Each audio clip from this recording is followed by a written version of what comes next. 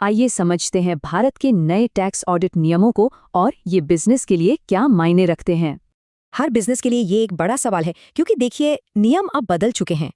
इससे आप अपने अकाउंट्स का एक ऑफिशियल हेल्थ चेकअप समझ सकते हैं जिससे उनकी सटीकता पक्की होती है। ये सारे नियम इनकम टैक्स एक्ट के सेक्शन 44AB के तहत आते हैं जो टर्नओवर लिमिट तय करता है। तो बदलाव को समझने के लिए पहले देखते हैं कि पुराना नियम क्या था। पहले लिमिट थी 1 करोड़ रुपए। इससे ज्यादा टर्नओवर पर ऑडिट कराना ही पड़ता था।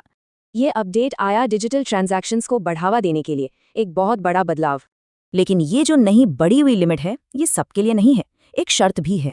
नई लिमिट है पूरे 10 करोड़ रुपए। वाकई बहुत बड़ा जंप है। तो सवाल ये है कि इस 10 करोड़ की लिमिट के लिए कोई बिजनेस कैसे क्वालिफाई कर सकता है। सिंपल सा रूल है, 95% से ज्यादा पेमेंट्स और रिसीट्स डिजिटल होनी चाहिए। तो अंतर साफ है, कैश वाले बिजनेस के लिए लिमिट वही 1 करोड़ है पर डिजिटल वालों के लिए नहीं।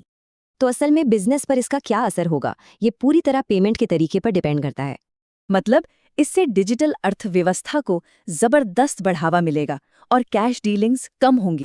यानी अब बिजनेस के लेन देन का तरीका ही तय करेगा कि ऑडिट की जरूरत है या नहीं। तो सोचने वाली बात यह है कि क्या बिजनेस इन नए डिजिटल फर्स्ट नियमों के लिए तैयार है।